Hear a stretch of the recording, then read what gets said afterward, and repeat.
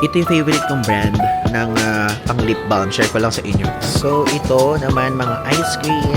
May nakita ko dito sa TikTok, pang hangover daw. Ay, spaghetti. Oh, parang nag-crave ako sa spaghetti ngayon actually. Tapos yan, kung ganyan yung gusto nyong kape.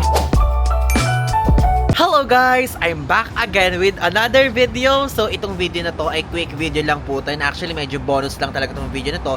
Dahil ngayon, tayo ay magmi-midnight snack. Dahil pupunta tayo sa isa sa pinakamalaking convenience store chain dito sa Japan. Which is sa Family Mart. And yes guys, babalik tayo sa Family Mart. As far as I remember, nakagawa na ako ng Family Mart vlog before sa Osaka, Kyoto, Nara trip ko. Meron ako nagawa, pero gusto ko ngayong yung tipong parang very raw and very casual lang na naging midnight snack lang ako. Then, order ako ngayon ng medyo sakto lang. Hindi naman yung mahal kasi medyo mahal guys kapag kunyari, parang lumabo. Pagka medyo bibili kayo ng pang midnight snack dito, baka umabot tayo ng 1,000 yen, ganyan. Ang budget natin siguro, ano lang, 400 yen man lang. At least, no? Pwede na siguro yon. And ang target ko is Fami Chiki. Tapos, yung mga iba't ibang drinks na pwede nating itry. Ayan, meron dito Family Mart malapit sa Hop in Idabashi North Exit. So, ayun yung itsura niya. Family Mart, let's go. 24 hours yan. Tara, pasok tayo. Okay. O, diba? So, ayan dito. Syempre, makikita nyo siya na ATM. Ay, sarado na yung dine-inan. May dine-inan pa naman dito. O, tapos if ever kung gusto nyo mag-init at may tubig, meron dyan. May ATM. May kapihan. O, ito yung kape, guys. May pa-frap-frap pala sila, no? Though, hindi ko kasi alam kung paano gawin tong frap na ganito, eh. Hindi ko alam yung ganyan, eh. So, may binibenta din sila dito parang vape or something. Ganyan. So, ito itsura. Ayun, mayroon sila dyan paichiran. And walang tao, no? Iikot ko na muna kayo. Grabe, pang tulog ko na talaga to. Tignan nyo, oh. Yung noo ko, guys, pwede na kayong manalamin sa sobrang kintab. Okay, so, ayan. Just dito sa side na to. Ay, mga face mask. Tapos, mga sunscreen. Tapos, itong favorite natin na pang spray kapag mainit. Though malamig pa dito, guys. Alam nyo, May ngayon na. Ngayon po ay May 25. Medyo nanginginig pa yung kamay ko sa labas. Kasi parang mas malamig pa sa Baguio yung weather. Excuse me. So, dito may makeup. Tapos, dito mga school things. Scissors, sliding scissors, knife, ganyan. Very minimalist, very aesthetic. So, yan po ang makikita nyo. At may binibenta din dito sa Family Mart na outer t-shirt, short, undershirt, socks, ganyan. Depende kung ano mga gusto nyo. Pwede nyo dito bilhin. May mga boxer, ayan. Mga panlalaki. Though, pwede din naman pambabae yan. Dito naman sa side na to, ayan, as you can see, mayroon dito nga USB, may mga cable, may mga jack na ganyan, oh, diba? Mga batteries, makeup, nasabi ko na rin makeup. Oh, mga tawag doon yung sa leggings ng babae. Tapos, ayan o, mga lighter. Diba? Pwede yan. Tapos dito, ayan o. Diba? Nail clippers. Yan yung sikat na nail clippers dito sa Japan. Tapos mga toothbrush, mga mouthwash. Ayan. Mga kung anong meron sa atin sa 7-Eleven sa atin sa Pilipinas. Diba? Yun lang kasi meron sa atin sa Uncle Judd, diba? O dating mini-stock. So, yun lang. And dito, iba't iba naman din kasi. Dito kasi sa Family Mart na meron kami, parang akin sa Idabashi, mas malaki sa mga ibang branches. Ito medyo maliit lang. Ayan lang dito. Ito yung favorite kong brand ng pang lip balm. Share ko lang sa inyo. Though, ang favorite ko is yung Repair One. So, lalabas dito, ayan, Roto na Repair One na menthol. Yun yung favorite ko. Tapos, ayan, mga pang hand something yan. Hindi ko pa natatry yan, itong part na to. Tapos yan, mga Band-Aid, yan, mga pangpabango, ganyan. Tapos dito sa Family Mart, dito usong-uso yung mga guys, yung mga gift card. Yan, pang Apple, dito pang Google Play, dito pang Nintendo Switch, pang Netflix, Amazon, PlayStation, Roblox, lahat meron dito. So, dito sa side na to, isapakita ko sa inyo naman. Ayan, as you can see, meron ditong mga white wine. White wine ba yan, guys? Dito naman sa side na to, yan, mga noodles. Ayan, dito naman is mga chocolates, mga gummies. Naglalaro siya guys sa presyo ng 152 yen to 225 yen. Yan yung price. Ayan, okay. Ito masarap. Though, parang gusto ko i-try itong mushroom na to. Yung ate ko kasi nagpapabili nito sa akin dati. Hindi ko malang na-try. Ngayon, susubukan ko na. Meron nga pala silang ganito. Oh. Kumuha tayo para meron tayo lalagyanan. Tapos dito sa side na to, mga chicheria. Masososyal naman ang mga chichirya nila. Mahal medyo mahal. Kumpara sa Daiso. Sa Daiso, 100 yan lang lahat. Masarap naman, nakain ko. Ayan. Diba? Grabe yung cookies nila, oh. Parang ang sarap niya, Chips Delight. Wala ba ditong sisig ng 7-Eleven? Wala ba natin sa Family Mart pa? Ayan. So, ayun, as you can see, mga dried plum, dried lemon. Ayan, mga nuts. Mala nuts. Grabe, may siling malalaki, oh. Diba? Tapos dito, oh. Ayan. Ayan yung mga kape. Tapos mga pangluto nila. Depende na lang yan sa trip. So, ito naman mga ice cream. Ayan, as you can see. Diba? Ganda. So, ayan. Pwede kayong bumili ng ice cream Häagen-Dazs. Though yun lang alam kong brand. Hindi ko na alam yung ibang brand. Ito, mint. Mint yan. Hindi ko favorite yan. Ayoko ng mint eh. Though ito matcha kung masarap. Ayan yung mga pwede nyo mabili. Ayun, natin yung 161 yen to. Parang sikat tong choco something na to, no? Though ayoko mag-ice cream ngayon. Itong matcha is 304 yen. Tapos, ayan. O, diba? Tapos meron dito mga protein bar, calorie meat block, mga pang diet siguro yan. Tapos mga noodles. Ito ang sikat na noodles nila. And as you can see, 236 yen ang cup noodle nila. Tapos itong seafood. Ito yung pinakasikat eh. Tapos itong line na to sikat. Though lahat ng naman yan, isa lang naman ang kanilang tagagawa. So, ayan, diba?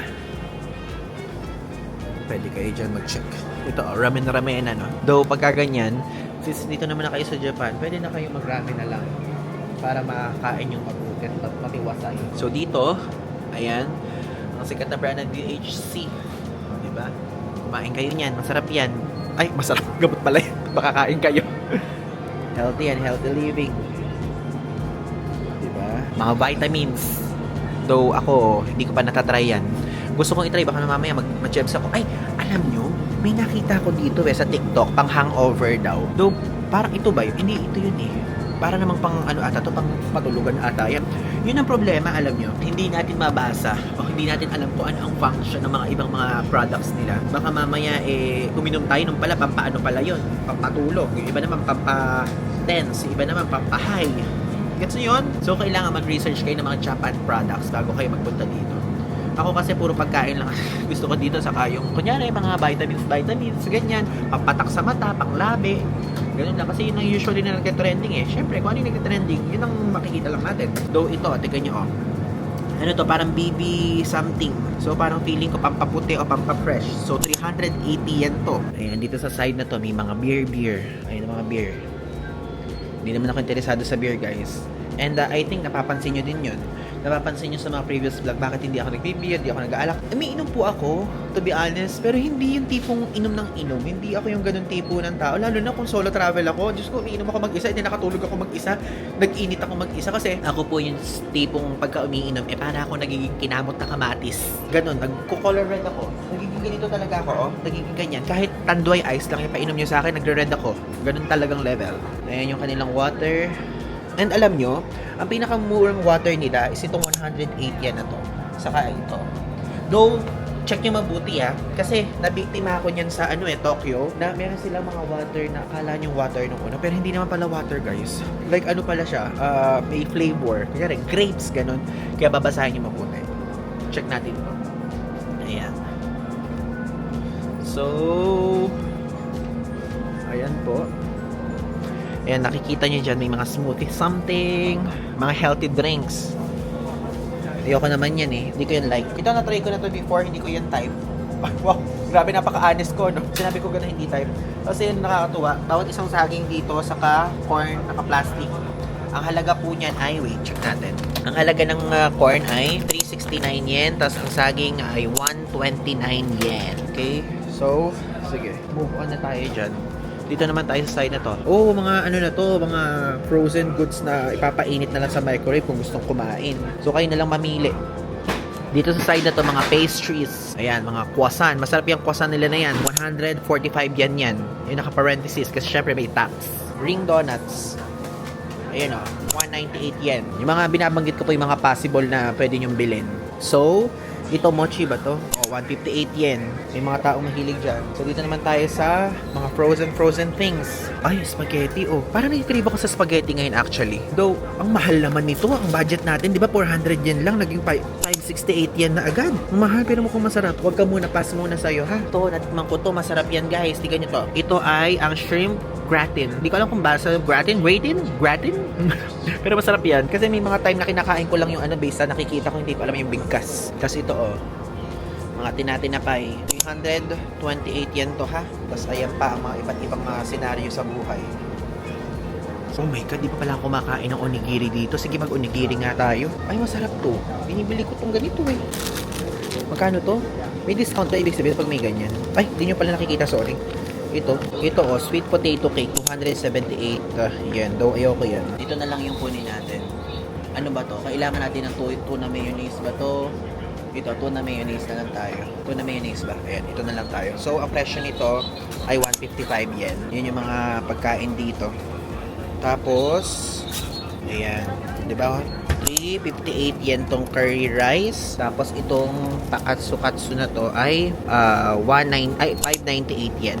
Ayan. Ito naman ay 498 yen. Hindi ko alam kung ano to, pero may itlog siya. Tapos yan, kung ganyan yung gusto nyong kape, ayan, 130 yen, 121 yen. Ayan yung mga presyo. Ito, baka gusto nyo to, pad thai. Joke lang, pad thai ba talaga? Hindi pala pad thai. Mami ba to? Lomi? Joke, di ko alam.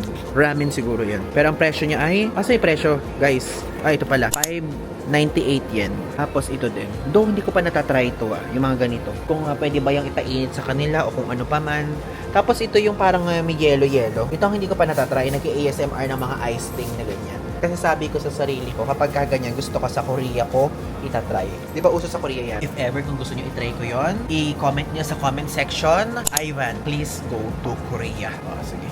Kapag nagkaroon ng madaming comment na Ivan, please go to Korea, pupunta ako ng Korea. Hindi ako nagbibigay ng hint, ha? Gusto ko talaga, meron kayong inuutos sa akin. Gusto ko, inuutosan nyo ako minsan, ganon. Grabe namang water yan. 1 litro. Parang takot na takot ng mauhaw. Tapos, umorder tayo ng own meal nila. I mean, own food na nandun. Yung mga nakaprito. Mili na lang tayo. Kahit isa lang.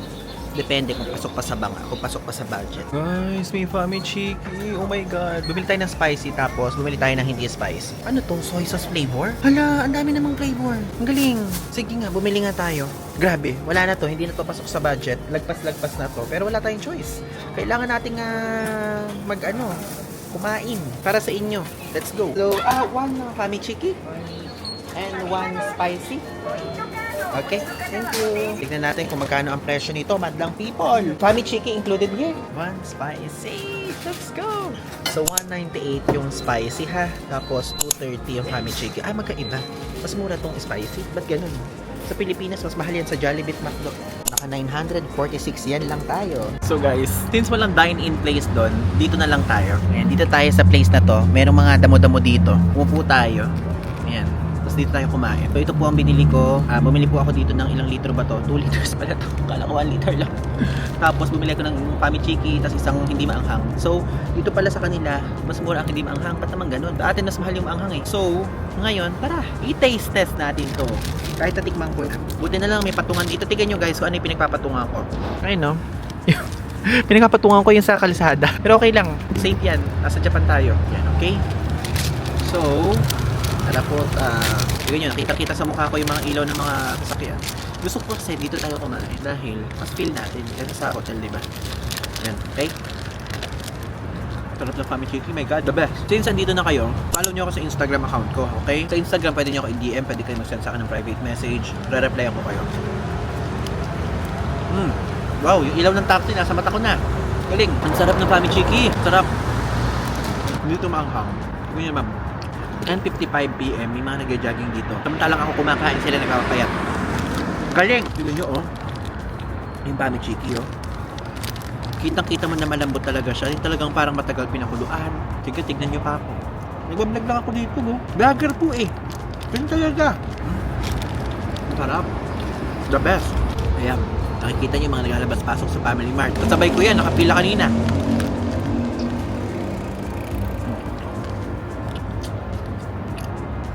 Sarap ng fami chiki, my God. The best. Diba? Tapos ko na, ito pang isa. Ito yung maanghang. Sana naman hindi maanghang na maanghang kasi kung maanghang na maanghang to, wala tayong magagawa. Naubos agad natin yung tubig. 2 liters pa naman to. Mas malambot yung pamichiki. Yung pamichiki mas masarap. Kaya pala mas mura to kasi matigas. Doon mas masarap yung pamichiki, ha? Don't get me wrong, mas masarap pa rin yun, kaya pala mas mahal. Wala namang manghahablot ng camera ko dito. Ano kasi katabing-katabi nito, kalsada guys. Ayun ha, babalik rin ko ha. Ayun, tingnan nyo, kalsada na katabi. Ang sarap, my God. Sabi. Pero mas the best pa rin yung pamichiki. Uminom na muna tayo ng 2 litro na natin binili ng tubig. Kasi mas mura guys eh. Lamig. So, isa lang yung binili ko. Hindi ako nag-hoard ng mga tubig. Kahit mas mura sa convenience store kaysa sa mga hinuhulog. Dahil, lilipat na tayo ng hotel. And then, bibitbitin ko pa yun. Last night na natin sa hotel ngayon sa Hop Inn, Idabashi. Kung hindi nyo pa napapanood, panoorin nyo sa previous video. Lilipat na tayo sa susunod na hotel na i-reveal ko sa susunod na video. Ayan o, nakatingin sa akin. Sige, tingin o. Tumingin pa si ate. Ate, naririnig ko kayo. Kahit di ko kayo naiintindihan, alam ko ako pinag-uusapan nyo. Ang hang. Ganyan naman kasi guys. Yan yung Family Mart o. Yan yung binili natin. Pero siyempre, sa akin kayo mag-focus. Ako yung pinanonood nyo, di ba? So, ang review ko, yung Family Mart, mas mahal, pero mas masarap. Itong spicy nila, mas mura, pero mas matigas. Pero masarap pa rin. Honest review. Yung lasa niya, hindi siya kalasa ng chicken fillet ng McDo eh. Masarap yung Famichiki eh. Masarap din naman yung sa McDo.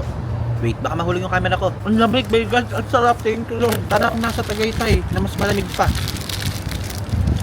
Kakainin na natin ay, oops. Grabe naman po yun. Napakadikit naman ng kotse mo. Itong onigiri. Okay? So, this time, tuturuan ko kayo kung paano kumain ng onigiri. Ang pagkain ng onigiri, pupull nyo to. Pull to, 1. Ayan. Ang presyo nga pala nito ay 155 yen. Ayan. Ayan, ganyan. Tapos, kukunin nyo ganyan. Kasi pupull nyo itong isa. Ayan. Wait lang nga, kukunin ko yan guys. Kailangan ko lang tanggalin muna. Kukunin ko yan. Hindi ko kayo kakalatan. Tapos kainin natin. Sarap. Sarap. Bon appetit. Ay, hindi pala. Itadakimasu. Yun pala. Dito pala ako sa Japan. Ito, ang favorite kong flavor. Tuna mayonnaise. Isipin nyo, kumakain kayo ng tuna na may mayonnaise na may rice. Tumingin na naman. 1 point o 2 points. Pag tumingin to, bibili pa ako. Hindi tumingin. Ibig sabihin, diretso na tayo umuwi. Ang dami na natin nakakain. Sarap ito. Meron pa ako isang favorite na to eh. Salmon na flakes. Kalimutan ko. Pero ang alam ko, Family Mart din yun. Kasi, take note ang onigiri ng Family Mart, ang onigiri ng 7-Eleven at ang onigiri ng Lawson, iba-iba ang lasa. Pinakamasarap for me itong onigiri ng Family Mart.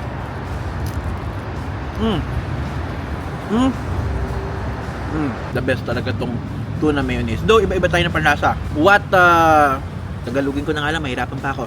Kung ano mas masarap sa akin, may or may not na masarap o hindi masarap sa inyo, okay?